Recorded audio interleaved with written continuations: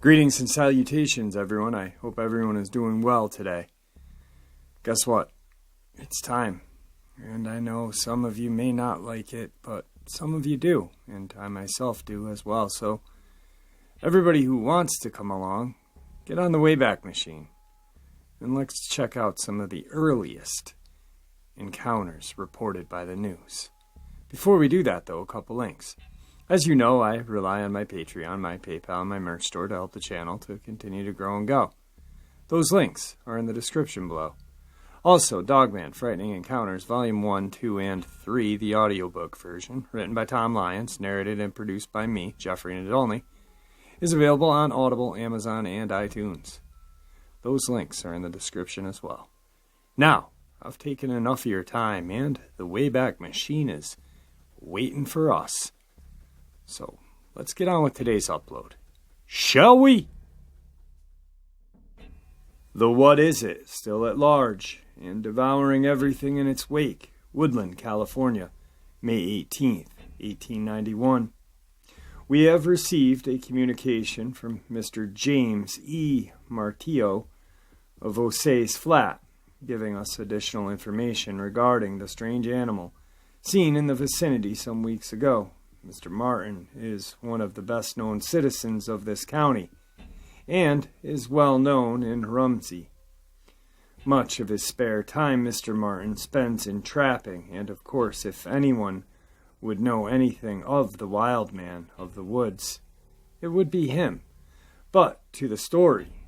About the 6th of this month, some of Mr. Martin's horses strayed from his premises. While out looking for them, he suddenly came across a trail showing that some kind of dead animal had been dragged through the bush. The gentleman's curiosity was excited at such a large animal being made way with, so he followed it as fast as the jagged rocks and matted brush would allow him. Proceeding slow and curious, with keen eyes and steady nerves, he felt as though he was about to have a hand encounter with the beast that had done the killing. After going some distance, he came upon a partly devoured remains of a 2-year-old heifer, which he recognized as the property of Mr. John W. Clapp. After the monster had satisfied itself on a large portion of flesh, it had covered the dead carcass over with brush and dirt and departed. Mr. Martin measured the tracks of the beast and found them to be 16 inches long and 8 inches broad, with long claws, with which had torn up the earth that covered the slain heifer. Our informant is not a coward by any means, but he suddenly remembered that he always felt better about the time of day if he had his trusty Winchester with him. So, making his way homeward, he took his gun and mounted a horse, proceeded to Mr. Clapp's, where he told him of what he had seen. Mr. Clapp returned with him, and together they proceeded to the spot. To say that Mr. Clapp was grieved at the loss of the fine bovine, now torn limb from limb, would be putting it mildly.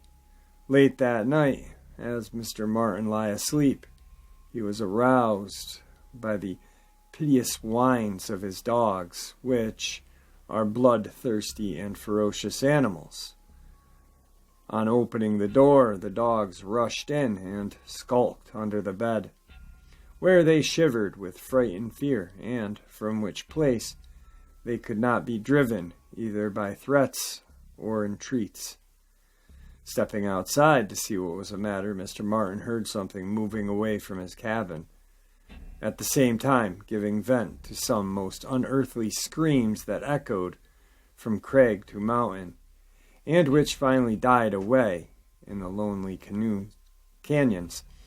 The gentleman asked for aid in capturing this unknown creature, and says that if he can secure the necessary help, he will not stop until he has captured it, dead or alive.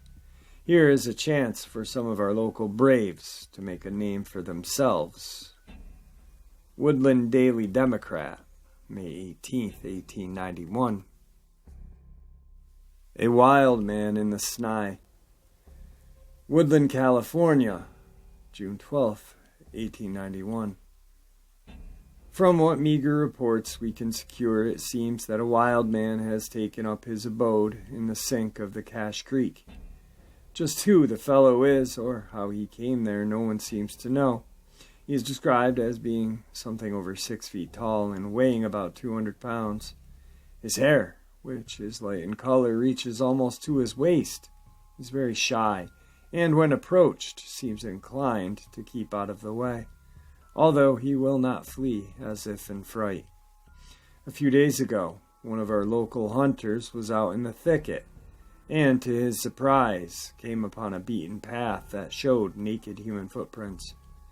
He knew that they could not be of a lady unless she hailed for Chicago, and guessing at once that a wild man or something of that kind may be about, he pushed his way carefully through the underbrush, and had gone but a few paces when he came upon a wickup of rudest make that would keep off the wind.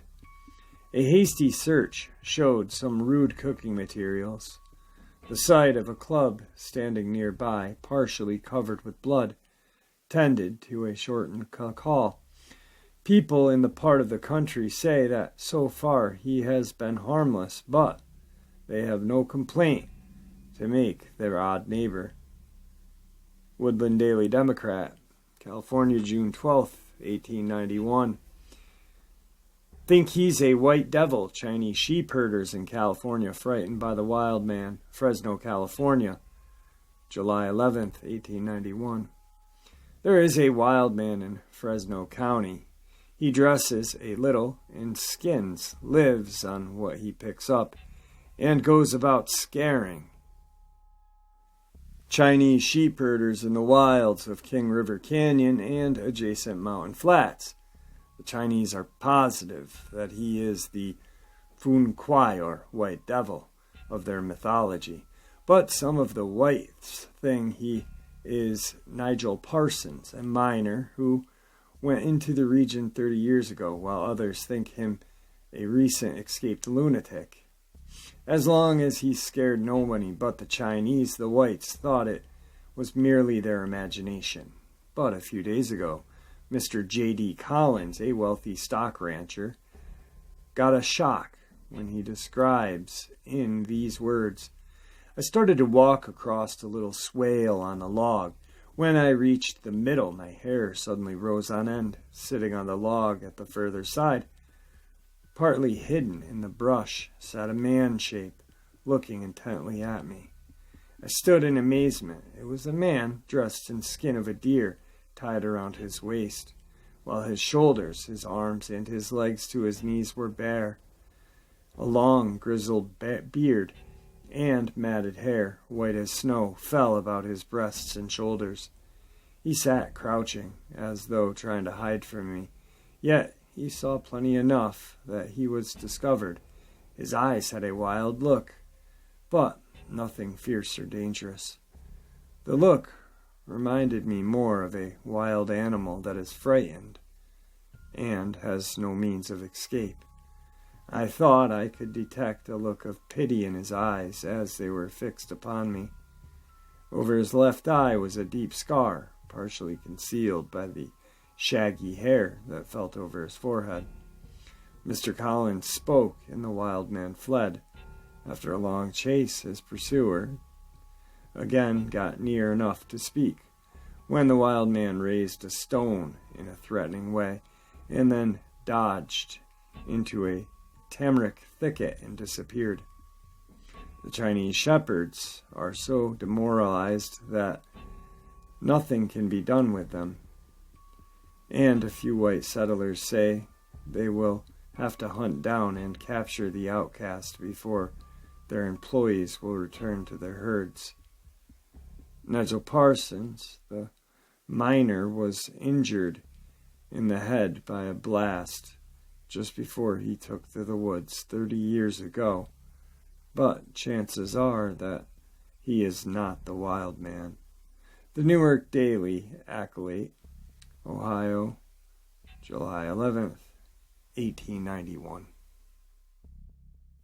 Wild man at large. Citizens at Seymour scared report that a naked, hairy man appeared in the vicinity and causes women and children to fly before him. Seymour, Wisconsin, July 21, 1891. The town of Seymour is just now all torn up over a wild man who comes out of the rocks and caves and frightens the women and girls who come from the city to pick blue and other berries. There is no mistake about it, but a real, live wild man prowls around among the rocks in the town of Seymour. A newspaper man met Chairman Prink the other day, and Mr. Prink says such is the case. Messenger Bono and Keith, leading Seymour farmers, also substantiate their story. The fellow is described as half-naked and dwelling among the rocks and in thick brush. He is evidently crazy or half-witted, and is practically spiteful to those who come out of the blue and other berries. He screams at them with horrid oaths, and in many instances throws rocks at them. Some women and boys injured themselves the other day by rushing down a hill against a wire fence in order to get out of reach of the fellow. The wild man has a long and shaggy beard. His hair is as long as he is frequently bareheaded as well as barefooted. The people of the town of Seymour are terrified, and determined effort will be made to run the fellow down. The Daily Northwestern, Oshkosh, Wisconsin, July 21st, 1891. Is it a man or a beast? Martins Ferry, Ohio, August 27th, 1891. The farmers near Negri, this county, have organized a hunt down the wild man or animal that has been killing and devouring sheep, hog, and chickens in this section. Many of the farmers are afraid to work in their fields, go out after their stock, or go to sleep at night, fearing they will be killed. The wild man, or whatever it is, has been seen by Samuel Crow and others. Crow says it's covered with dark reddish hair, has large ears, small eyes, teeth like those of a wild boar, huge mouth and paws, measures about 5 feet in height and weighs 200 pounds. It is said that the animal walks and runs as well as 2 legs and 4, can climb a tree or a hill very quickly, and is seen only in the morning and evening. Farmers and their families in the vicinity are very much frightened. The Salem Daily News, Salem, Ohio, August 27th, 1891. That right there, my friends, out of the multitude of early reports that I have done, is got to be one of the clearest early historic accounts of a dogman. With dark reddish hair, has large ears, small eyes, teeth like that of a wild boar, huge mouth and paws, measures about 5 feet in height and weighs 200 pounds. It is said the animal walks and runs as well on 2 as 4 legs, can climb a tree or hill very quickly. Definitely. Anyway, moving on. Wild man of Michigan, an untamed giant 7 feet tall, seen in Gladwin County, Gladwin, Michigan, October 26, 1891. George W. Frost and W. W. Vivian, both reputable citizens, report seeing a wild man near the Tittabawassee River in Gladwin County.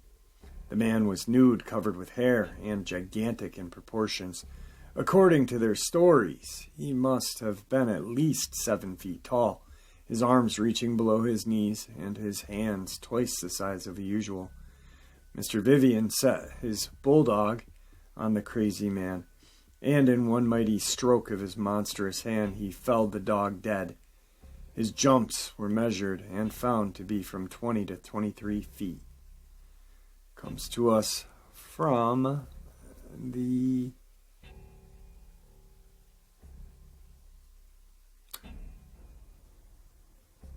Commoner, Colfax, Washington, November 6, 1891. Wild man to be pursued. Oquaw Bottom, November 15th, 1891. A wild man is defying the rigors of a central Illinois climate by appearing to be nude, state to residents of the area, which is near Vandalin. A search party is being organized. The Davenport Daily Leader, Ohio, November 15th, 1891.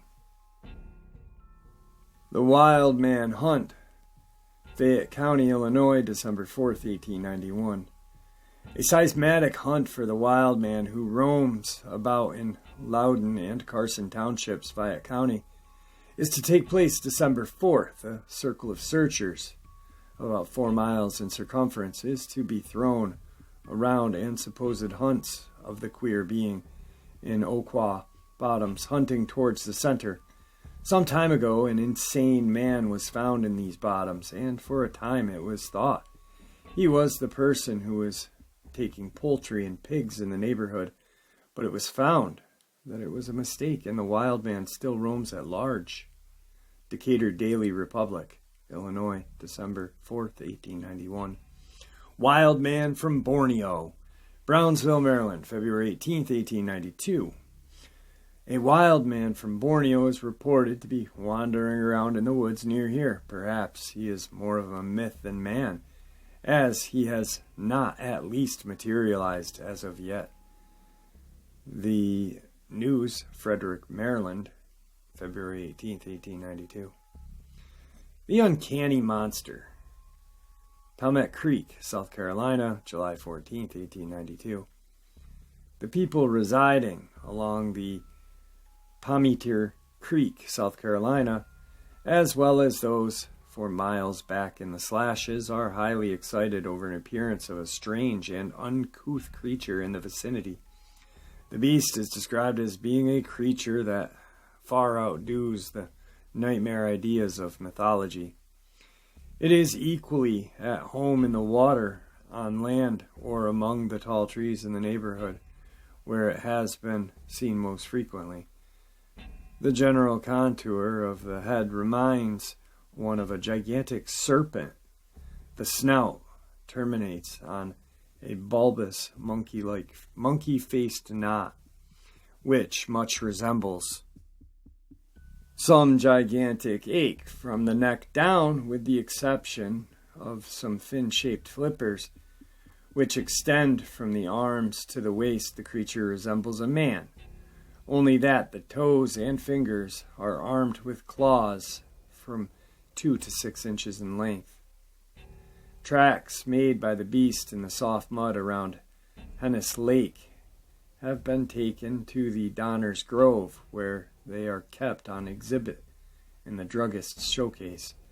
Those who have seen the horrid thing face to face say that it is a full 9 feet in height, and could hardly believe, only for the fact that the tracks mentioned above are within a small fraction of 15 inches in length. Fishermen who surprised the monster sitting silently on a mass of driftwood declared that its back looked like an alligator, and that it had caudal termination of a yard long, which forked like the tail of a fish. Well, not really sure what that could be. Sounds like one of the very first encounters with a reptilian. Anyway, that comes to us from the St. Louis Republic, Missouri, date unknown, but actually then the Sandusky Daily, Ohio, July 14th, 1892. Wild man captured, Memphis, Tennessee, September 21st, 1892. A wild man was captured by some farmers in the woods some miles from here Tuesday night. He's a colored man, apparently about 45 years old, over 6 feet high, and a powerful mold. His face is partially covered with tufts of black wool, and his hair is long and matted. He is bareheaded and barefooted, and wears but one garment, a ragged, weathered-stained, filthy shirt, which is grilled by about his loins with a belt of pawpaw bark. He has uttered no intelligible sound since he was captured, but snarls and moans like a wild beast. The Hamilton Daily Republic, September 21st, 1892. Odd creature seen walks on its hind legs. Wyoming, Montana mountains, November 11th, 1892.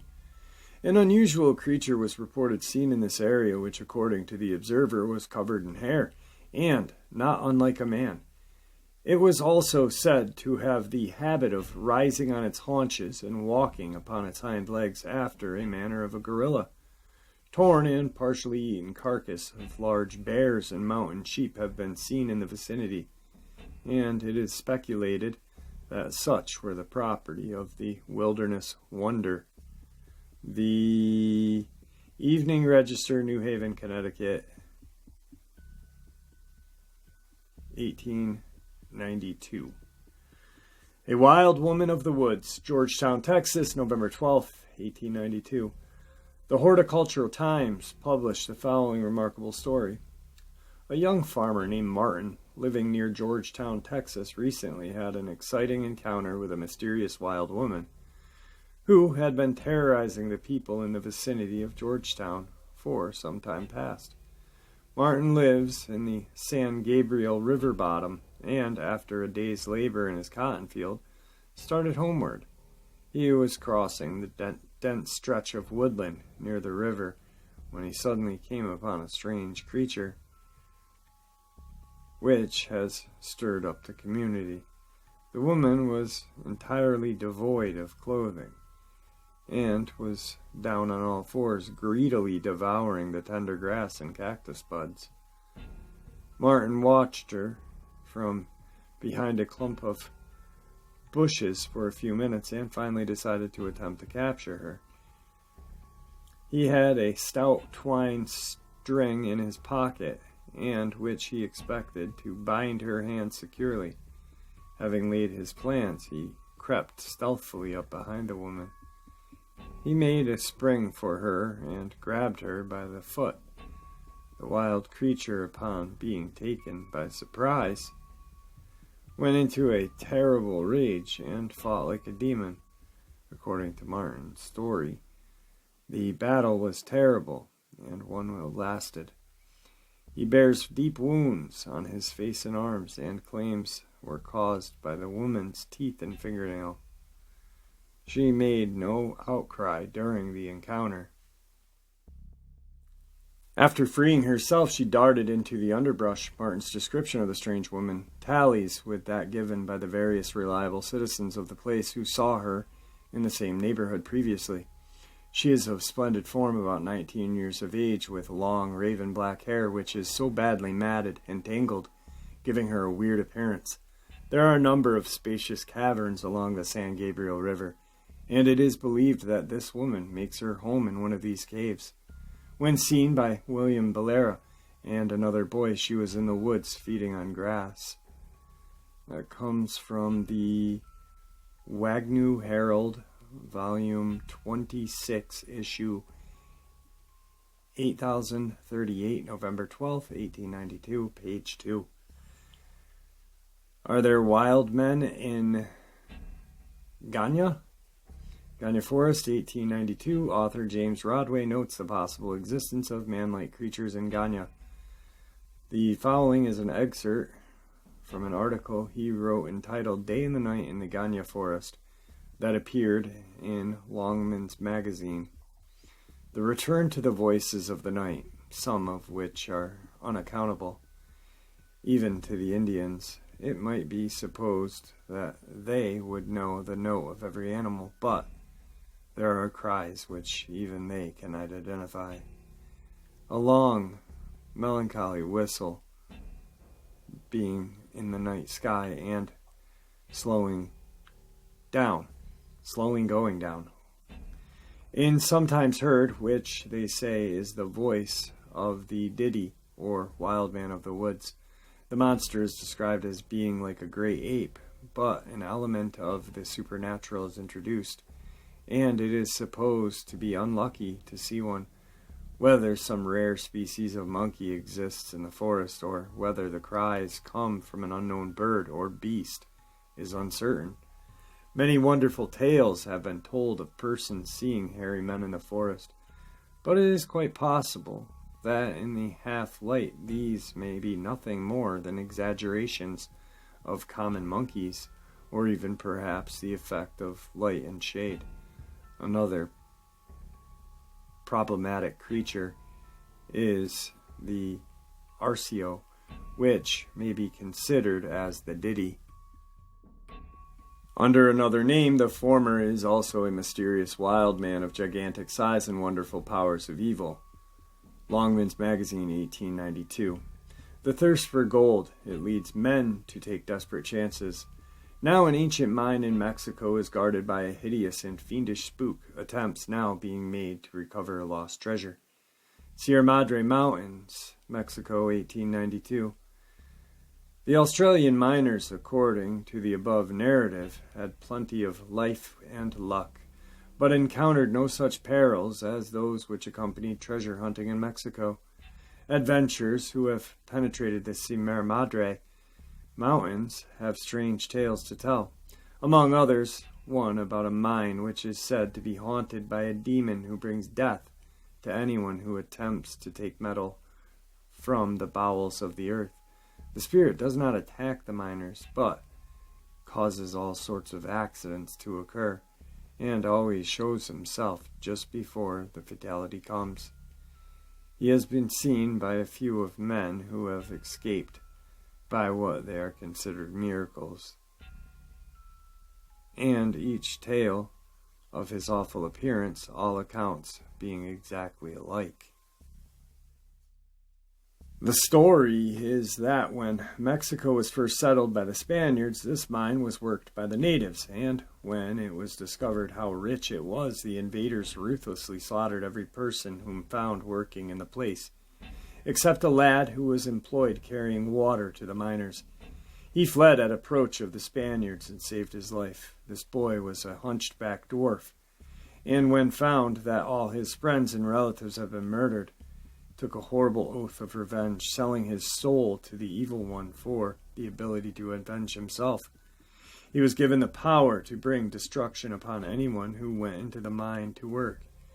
And it is this which has brought destruction to those who have attempted to get rich ore from the demon's mine. The story had its origin centuries ago, but there is not a native in Chihuahua who does not have faith in this. They all refuse steadily to work in the mine and tell many people who have horrible deaths in the pit. The demon is said to resemble a huge ape with a hairy body and long, powerful arms. It is misshapen and with deep sunken eyes is seen peering around corners of the shaft just before it wreaks the revenge upon men who are toiling in the rocks and dirt. Comes to us from Big Newsprints. Idaho's Wild Man, Long Valley, Idaho, March 21st, 1893. A wild man of Idaho has again made his appearance. Many of the people living in Long Valley in Boise County, about 70 miles from Boise City, have reported having seen him in the timber of the surrounding mountains upon several occasions. A sheep herder, while tending his flock, saw a man wandering along the ridges of the mountain, who had disappeared as soon as he saw that he was being observed. The herder hid in a tree and was rewarded by the sight of the uncanny being. He was a man 5.5 feet tall, with dark brown hair reaching almost to his knees, matted and interwoven with burrs. His beard was long and similarly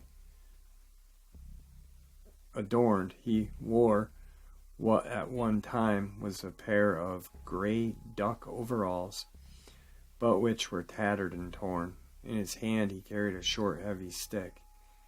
As he was walking along, a grouse flew up, and quickly at a flash the wild man threw his stick with such and earning aim that the bird was killed. The herder hastened his camp, saddled his horse, and pursued the wild man, and when had overtaken him, endeavored to secure him by means of a lariat, and failed. The strange being ran with the speed of a mountain goat over rocks, where no horse could follow. Since that time, more than a month ago, he has not been seen or heard from. Several insane persons have escaped from an asylum at Blackfoot, as well as a penitentiary in Boise City. A number of them have never been heard from, and it is probable that the wild man is one of them. The Daily Citizen, Iowa City, Iowa, March 21st, 1893. A wild man seen near Huntington, West Virginia, July 13th, 1893. A wild-looking colored man is reported as being inhabiting the woods near here and frightening people as they pass along the highway. Attempts have been made to capture him, but have not been successful. Salem Daily News, Ohio, June 13th, 1893. Alright guys, well, it's time to park the Wayback Machine because I'm getting friggin' tired. I don't know what the heck's going on, why I'm so tired today.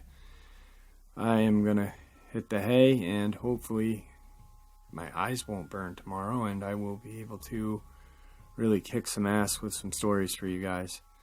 Anyway, have a great night, guys, and thank you for all the support always. See ya!